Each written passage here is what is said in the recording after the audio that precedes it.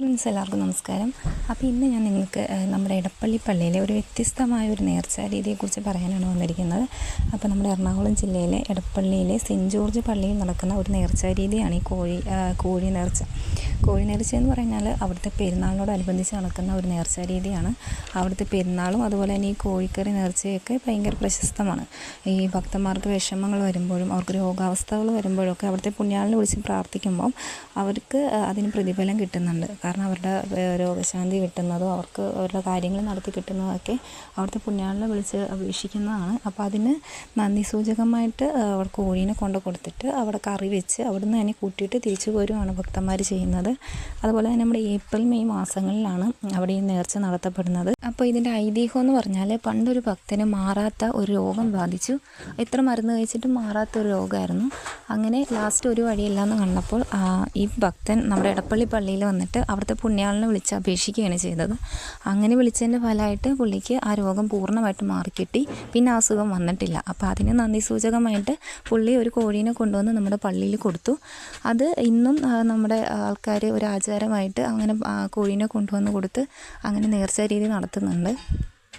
അങ്ങനെ ഇങ്ങനെ കൊണ്ടുവന്ന് കൊടുക്കുന്ന കോഴികളെ നമ്മൾ ലേലം വിളിച്ചെടുക്കണം. അങ്ങനെ ലേലം വിളിച്ചെടുത്തിട്ട് അവിടുന്ന് തന്നെ ആ കോഴീനെ കൊന്ന് അതിൻ്റെ പപ്പും പൂടയൊക്കെ കളഞ്ഞിട്ട് അവിടുന്ന് തന്നെ കറി വെച്ച് നമ്മൾ ഭക്ഷിക്കണം. തിരിച്ച് വീട്ടിൽ കൊണ്ടുപോകാൻ പാടില്ല. അപ്പോൾ അതിന് നമ്മൾ ബ്രെഡോ ചപ്പാത്തിയൊക്കെ കൊണ്ടുപോയിട്ട് അതിൻ്റെ കൂടെ കറി വെച്ച് കഴിച്ചാൽ മതി.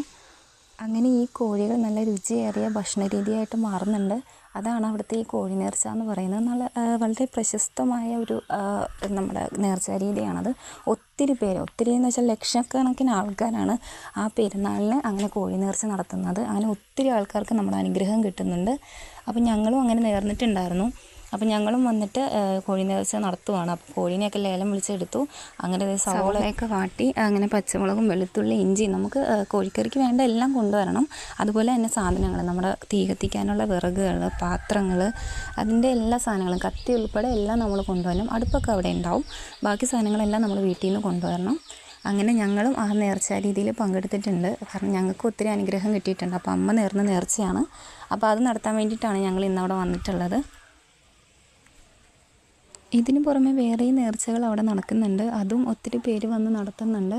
കാരണം എന്ന് വെച്ചാൽ എടപ്പള്ളി പള്ളി എന്ന് വെച്ചാൽ ഭയങ്കര ഫേമസ് ആയിട്ടുള്ളൊരു പള്ളിയാണ്. അവിടുത്തെ പെരുന്നാളൊക്കെ കാണാൻ മാത്രമുണ്ട്. അത്രയ്ക്ക് നല്ല രസമാണ്. ഒത്തിരി ജനങ്ങൾ അവിടെ വരുന്നുണ്ട്. അപ്പം ഞങ്ങളും അവിടേക്കാണ് വർക്ക് ചെയ്തുകൊണ്ടിരുന്നത്. അതുകൊണ്ട് ഞങ്ങൾ എല്ലാ ദിവസവും പള്ളിയിലൊന്ന് കയറിയിട്ടാണ് ഞങ്ങൾ ജോലി സ്ഥലത്തോട്ട് പോകുന്നത്. കാരണം നല്ല രസമാണ്. അവിടുത്തെ പള്ളിയിൽ പെരുന്നാളൊക്കെ വരുമ്പോൾ ജസ്റ്റ് ഒന്ന് പോയി കൂടിയൊക്കെ നോക്കണം. നല്ല രസമാണ്. നമുക്ക് മറക്കാനാവാത്തൊരു അനുഭവമായിരിക്കും അതൊക്കെ.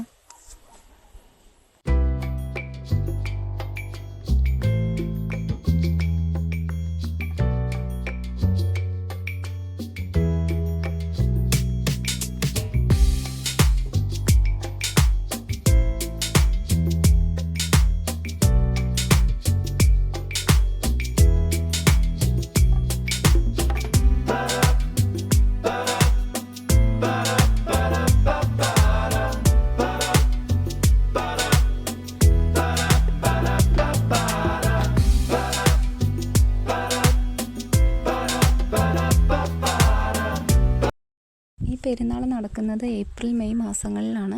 ആ മാസങ്ങളിലാണ് അവിടെ പെരുന്നാൾ നടക്കുന്നതും ഈ കോഴി നേർച്ച നടത്തുന്നതും. അപ്പോൾ ആർക്കെങ്കിലും ഈ നേർച്ച നേർന്നിട്ടുണ്ട് നടത്തണമെന്നുണ്ടെങ്കിൽ ആ മാസങ്ങളിൽ വന്നാൽ മതി.